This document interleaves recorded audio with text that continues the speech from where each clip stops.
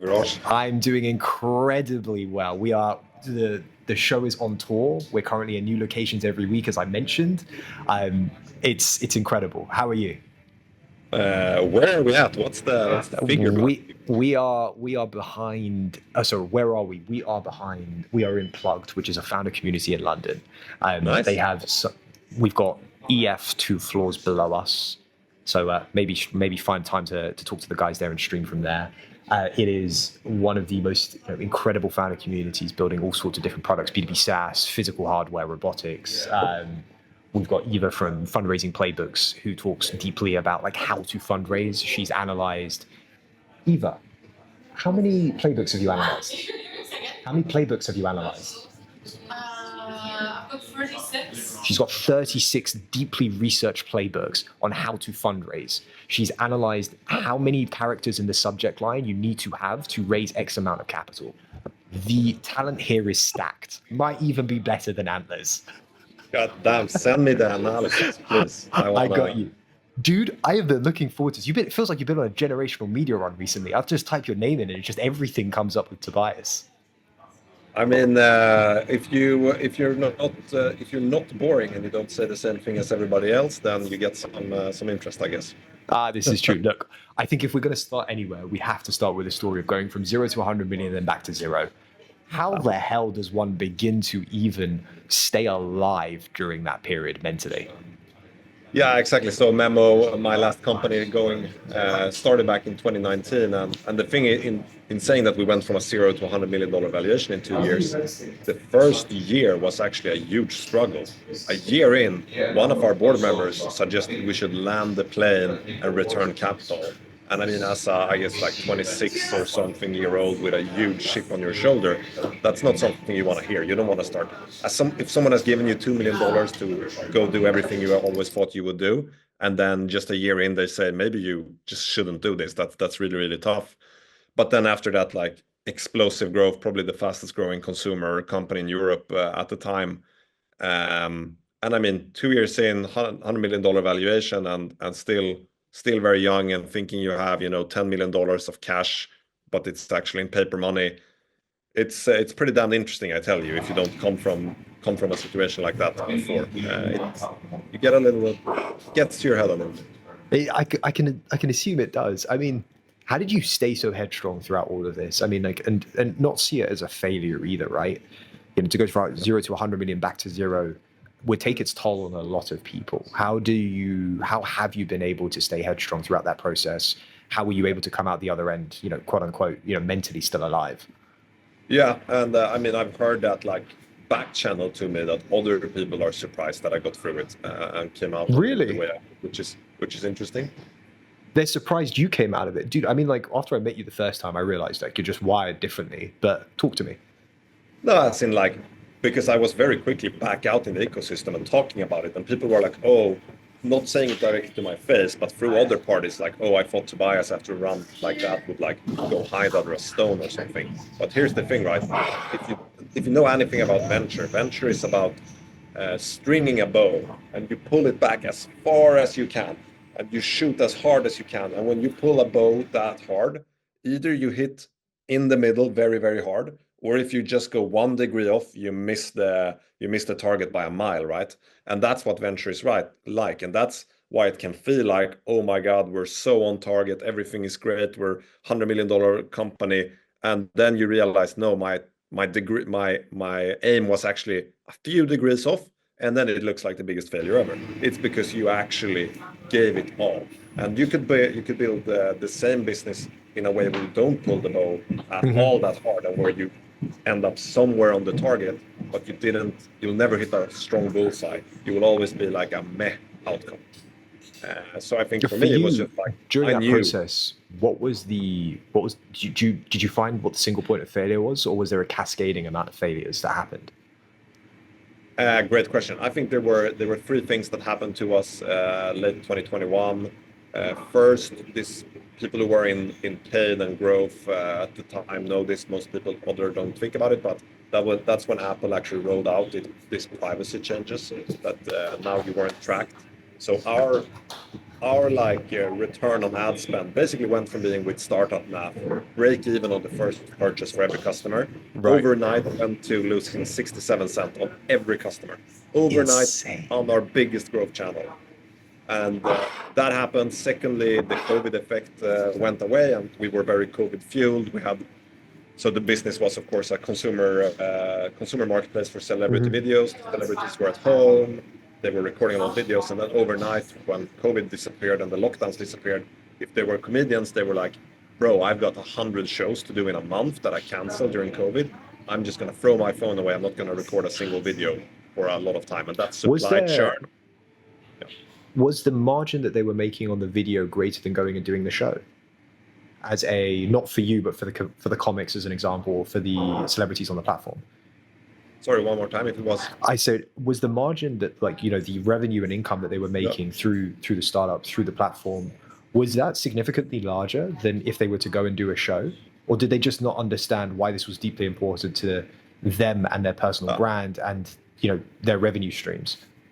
I think so. It's one of those things where it's like hard to get into the minds of people. I think Right. the revenue per minute was amazing through Memo, but if they Exactly. did go to the show and they got one big lump sum after that, that felt better, right? So that's Okay. you're like, even though if you stack so we had people earning more than like $10,000 a month and way beyond that from their home doing videos with of course, not that much work. That was still, it was hard for them to compare that because it felt like they did so many videos versus going and doing one gig and getting paid For an hour a few getting thousand paid. pounds. So that was the difference. And then just to go back to what the things that turned everything around was, so you first had the Apple stuff, the privacy changes, then we had the COVID, and then thirdly, of course, the markets turned. So people confuse that now in hindsight with when the Ukraine war started, but it actually started in late December 2021. And when all of those three things happened, we went from being a high growth, high burn company that everybody wants to invest in because revenue growth was the most important thing, to overnight everything changed to financial sustainability, and that was clearly not our game at the moment. And when you try to change that, you end up in a game where you're trying to pick up falling knives because you start cutting some costs, then you lose the growth rate. When you lose the growth rate, then you can't raise the same type of rounds, and then you just end up in a circular problem that we were trying to pivot our way out of, but didn't really manage. Did it hurt to shut it down and sort of just shutter it, or was it something that you knew had to be done and so just committed to it and then moved on? Yes and no. I mean, it was my identity, and then it's something. So we sold the IP, and some things happened afterward where I just lost my calendar and email and everything without any pre-warning, which was pretty weird. Jeez. I mean, I don't have a backup. I live, breathe, die my company, so everything I had was in there. So that was like hard, just logistically. It was definitely hard. It was your identity. It was I mean, I built the team. I loved the team. It was the best people I want to spend my days with. But on the flip side, at the same time as this happened, I had actual hardship in my life with a close relative being sick. And I think this is something that's often missed in the startup dialogue, and how everybody's talking about being locked in, working 996, or having business problems or business success. It's like at the end of the day, business success is nothing to having a child, and business hardship is nothing to real hardship. And we need to remember that. I'm very locked in when I do things. If people see me, they think I'm a maniac.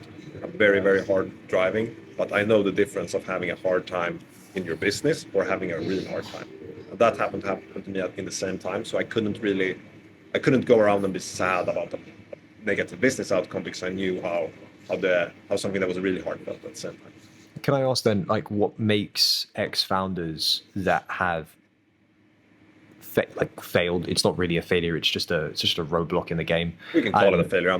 What else do we call it if it's not a failure? A learning, I guess. Yeah, learning. Okay, so let's say you have ex-founders that have started businesses and have learned, what it takes to scale and then lose everything. What makes them incredible as investors? Have you looked in yourself and figured that out?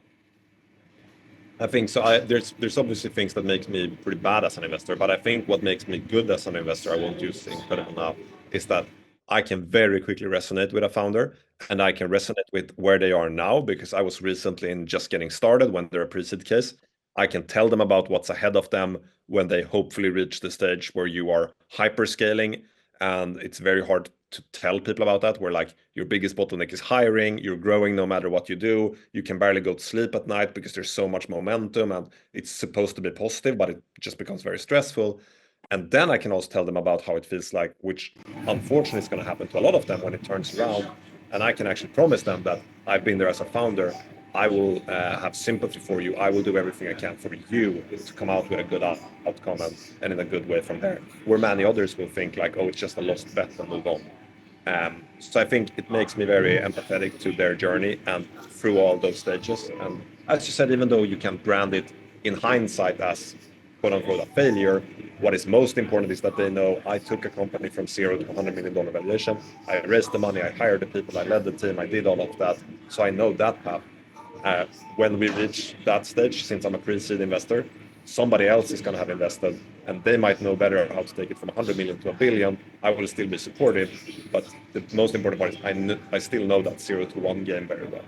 Okay, talk to me about Antler and the role there currently, because like not often do you get someone that's gone off the cliff, roll into GP, and then your ability, as you said, to sort of resonate and be empathetic at 0 to 100 million, and then if they're struggling, the 100 million to zero.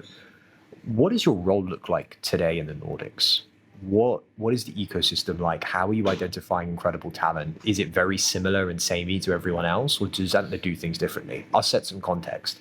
It was Sifted. I was at one of these like Sifted after parties, and I was overhearing a conversation, and someone mentioned Antler or was in the cohort, and they were like, Antler doesn't let you in if you're going to 100, unless you're going to 100 million minimum. I'll pause there for a moment. Take it away. Yeah, exactly. So just some backdrop on Antler. Of course, we're a global fund house where we run local funds in many regions. We're in 30 locations worldwide. All of them have in common that we're pre-seed, first ticket investors. And one of those funds is the Nordic one, where I'm a partner in Stockholm. And I mean, to your question, like what's in my role? I mean, the most important thing for me is find the best talent, so founder talent, support them in the beginning, back them, and then help them get off to like the next round, the first big round after Antler. And then, of course, I'm a supporter also after that, but then there's usually some new momentum and some new people coming in.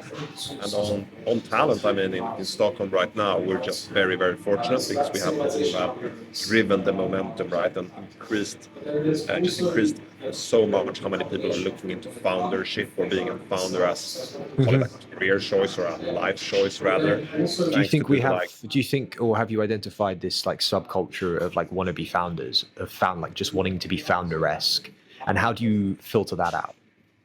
That's a great question. I just had a group of people from actually Aalto University in Finland here earlier today who are doing some sort of a founder sprint thing through uni, and that was what I told them. Like, I knew from my journey when I had to be a founder, because back then, this is like more than 10 years ago, we didn't read like all about VCs and startups and founders all day as we can do now. To me, it was just like I was working at these early stage startups, both of them who later became unicorns, and I just kept feeling, and this is sounds so arrogant and everything, right? But like I should be running the show. I need to be running the show. And it wasn't because I said I was better than the CEO or anything. It's just like for me to be comfortable here, I need to do that. And I think for me, that is the unlock to knowing that I should be a founder because I have that mentality. I have to be in charge. I accept all the accountability and everything that comes with it. So sifting out, I think it's really that, like first beginning with like, are they here just because it's a trend now and it's something they want to try out? Or do they have some intrinsic experience or something where they're like, they've been trying to do other stuff and it just doesn't work? And I think for me, the very best like archetype for someone who's a special, or at least as a first-time founder, it's just that they've been close to that journey before. They've been a very early hire and they've seen it up front, and they've seen all the pain, they know all the struggles, they've worked really hard, and still they come out of that saying like, next time I'm gonna be the founder. That's really the favorite type for me. The ones who are most often tourists, it's the ones who leave a big cushy job at Google or a big corporate, and they're like, oh, being a founder sounds cool. I've read about it. I've never done anything entrepreneurial. Maybe I sold some lemonade. Now I want to have a VC round done. And that's just like most of them kind of boring. Do you think that everyone should take VC money, or do you think that you should, if the business model is not VC backable, it's not a hyperscalable business, you should just bootstrap this thing into Almost oblivion? no one should take VC money, and and so first of all, if you can, you should not take money at all. And then there's also the subset who should do what is now like famously called seed strapping or similar, or even something else in that, where they should Explain raise. that to me. Seed strapping. What is that? Seed strapping is you raise the first amount of money that you need to get off the ground, but then you model it after that to be sustainable forever. So I assume you need £1 million to get off the ground and get your first clients, but you never start spending more money than those clients then pay you. And I think realistically most people should not take VC money, and who should is you can reach that at least $100 million ARR run rate or revenue run rate. You can do it with attractive margins. And there's like time pressure, probably competitive pressure for you to get there, right? And if all those three are true, and also, of course, fourthly, that you build some sort of a defensibility when you reach there, then you should probably take venture money. But that is, if you look at the landscape of companies, it's such a small fraction who can actually do it. Okay. What is the one characteristic or one trait of the founders in Antler that is all the same? All the same? Yeah. What is the similar pattern amongst all your greats inside of Antler?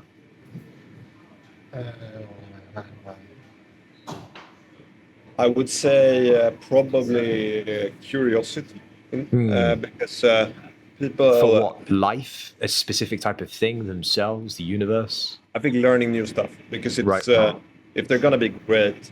So the concept that people confuse are curiosity, and then this sort of like being stubborn / being coachable. That like you might actually prefer the ones who are really, really stubborn, but if they're not curious, then if they're stubborn, they'll get stuck on something that's wrong.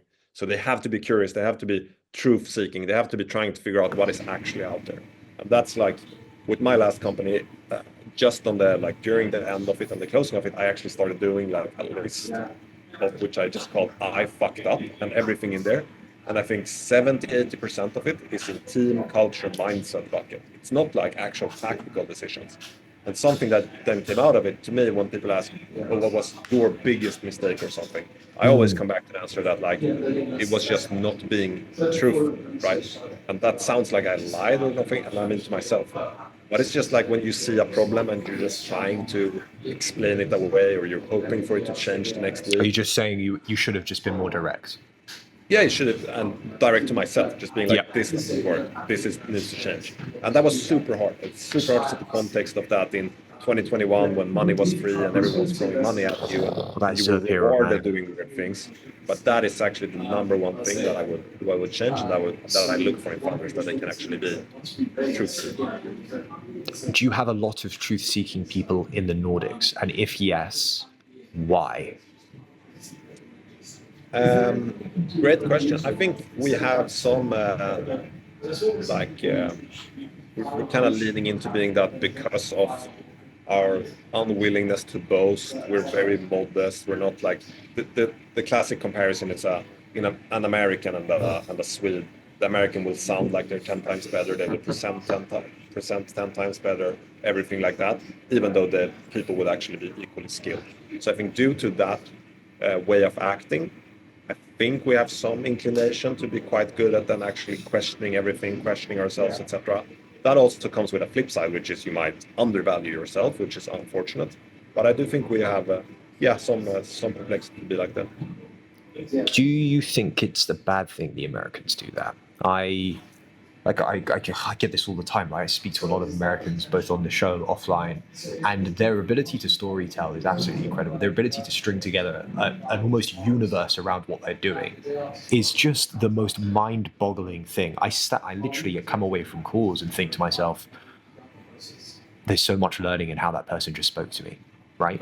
Do you find that we collectively outside on this side of the Atlantic should be doing a similar thing of like really honing in the story, really being larger than life? Or do you think that this non-boasting atmosphere that we've created across Europe, across the Nordics, maybe some of the rest of the world, is actually beneficial towards us, and we should lean into that because it's our culture? a super hard question. From a proper, pure advising startup founders and startup operators point of view, I think there's just huge upside in being larger than life, being a great storyteller, taking up the room, owning it. From a societal point of view, I love it how people are now. I don't want people to come like bragging about every single fucking thing they've ever done. So it's hard. But I do think, no, definitely. In talking to founders, and I mean, I now mostly with the current like wave AI everything, my standard investment at the time is mostly like only what would traditionally be called technical founders. So the founder setup would be most often be right, like there's one or two business guys and there's one technical guy and he's kind of pushed to the corner. And now it's often more or less often like there's like two technical people and no business person. And then you really need, if it's two Swedish technical people, you really need to have them like, guys, you gotta level up, you gotta become larger than life. So it's actually I don't think do you think so? Do you think why do you think that? Because like if we take Max from Lagora, right? I don't think he's larger than life. I do think that his ability to tell a story is incredible. And like, please bear in mind, I have not met Max. I've just seen the content. But his ability to storytell is insane. Same as Anton's. Elias from Epiminds has just moved back to Stockholm. Like his ability to storytell is incredible, but not always larger than life. I think Mo's incredible, and no one like who's his co-founder, and his ability to storytell is incredible. They're still kind of reserved. I quite like it. I quite like being in the room and no one knowing who you are. I as I said, I like it as well, but I think there's another level to unlock by being larger than life. That will be beneficial for all of those guys. And I think if you spend time with Max as an example, sitting next to him, like I've done firesides with him here in Stockholm, etc., he really captures you. Yeah. Of course, he's not a boasty like the like a Palmer Luckey is an example, who like literally sits there and talks and talks and talks, talks everything into existence and then backs it up. Yeah. No, but I mean, the thing I would go back to, like, as a founder and assume you actually do the right thing. So you are actually successful and you have traction and everything. You are a salesperson and you need to tell a story time and time again. You're going to be fundraising, you're going to be hiring, and you're going to be selling directly or indirectly. And you just have to be very captivating, very magnetizing. That is your number one job. So if you make yourself can you instill magnetism, or is that something that you're just born with? I think can it be bred? I think people have their different starting points, but you can definitely train your way. Yeah. All right. Sure. Before we sort of get into the last question that I love to ask all the guests on the show, AI. Where are we spending time? Are we B2B SaaS right now? Are we robotics? Or is it applied? What are you liking? What are some areas that are taking your interest? I mean, I wish that Stockholm had a deeper penetration down into the stack and the infra and the chip layer and everything. Aren't you getting a huge data center? There's a big project in Norway. There's some big projects here in Sweden as well. But I mean, we just put the stuff in there. We don't have any chip players or anything, so I think it's still different. And from an investment point of view, that is much more a capex infrastructure investment. So to me, I'm really leveraging the fact that what we are good at in Stockholm is applications. We have Spotify, we have Candy Crush, we have Klarna, we have Skype. We are an application layer city when it comes to tech. So I'm spending I would say 80% of my time is looking at application layer things that are now enabled by where AI has gotten, leveraging what's out there and then just building great applications from them. What does defensibility look like today? Is there remote, or is it very much we just have to move faster than the next person? Move faster, closer to the customer. Yeah, move faster and build a very delightful experience as well. I think we when we discuss companies, we're so bad at talking about that. But if you look at something like Notion as an example, it is just delightful. That's why it's so big, has so much retention. You couldn't say they're not the fastest to do anything. They took a very long time. They're not special. You could say they do a little bit of everything, but it's a fucking amazing experience. Everybody loves it, right? So definitely speed and pace to get somewhere and be able to fundraise, but then it's building something delightful that people actually love to use. Do you think there's a generational company that's going to come out of Europe in the next 5-10 years? Yes. Oh, I love it. I love there was no hesitation. It was just instant. And when we say Otherwise, I generational, gotta move. yeah, I think I was watching one of your previous interviews or segments, and he's like, just keep moving forward. And like that was the line, just move at pace. Do not stop. No hesitation. Instant momentum. Just keep the velocity moving forward. Yes, and that's how a generational company is built. You just keep moving and you just. I mean, here in Europe, I think Anton at Lovable has done it very well. He has lifted the bar from we were happy building unicorns and then selling them to the US to his continuously saying he's going to build $1 trillion company. And that, for everybody else, expanded the bar by 1,000x. And that is really what we need to see. We need to start talking about getting to $1 trillion, not getting to $1 billion and then being happy and buying, I don't know, a house in Italy or something. Like, go for the $1 trillion. That's the fucking bar. I love it. One of the questions I love to ask guests on the shows is like, who are your favorite founders? You know, who's on your Mount Rushmore? With investors, I get to play a slightly different game. 2 founders, 2 investors. Who's on the Mount Rushmore? What, like greatest all time? Or what greatest of all time for you? You know, who do you consistently come back to and go, wow, this person is just, I'm enamored by them consistently. As an example, for me, it's Jobs. I want to live in the world that him and Johnny Ive created, which is why I buy pretty much every single Apple product. Yeah, for you, who's on the Rushmore? I have to say on the founder side, it's Steve Jobs for me as well. I've been stuck with him in my head since I read the biography many years back and keep coming back to it. And the other one has to be Elon Musk. I mean, we'll see how his legacy looks like. I think we aren't appreciating how interesting it is to follow him in real time with everything that's happening and how media is making it perceived and everything versus how it will actually look like in 100 years. I mean, if you just then list his achievements, I think that will be like, I mean, Steve Jobs and everybody, all the credit to them, but I think he will be the greatest of all time, to use that term when you look at it. Investors, I think it's really, really funny because since I came in as an outsider to the VC space, I mean, I was a founder, I didn't think about becoming a VC, I just was purely focused on being an operator, and then afterwards, having spent so much time with founders on the side when I was by myself, coaching them, helping them, I realized this is actually something I enjoy. I've spent way less time, you know, studying great VCs, etc. So I have to say my Mount Rushmore there is like kind of yet to be carved. I just now starting like reading up and diligencing on who has been the great ones throughout history, which is very interesting, and it's fun for me to come at it. Like, I think people have a very different approach in VC, whether they learned it the way you should learn it, or whether, as for me, I just kind of threw myself into it and like, just you have to do as a founder, just learn as I go. I love it. Look, I'm going to have to come back to you in person on the 2 investors in time. We've got to do a long form segment, man, and half an hour with you is not enough. I need like 3 hours. Whenever, Virosh.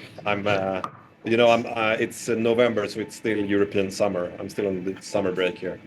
Yeah, my friend. I'll start working in December for a month and then go back to spring break. My friend, this has been absolutely amazing. I'll just slide some time into your calendar. We'll do this again. Thanks so much. Thank you, Virosh. Catch you later. Ciao.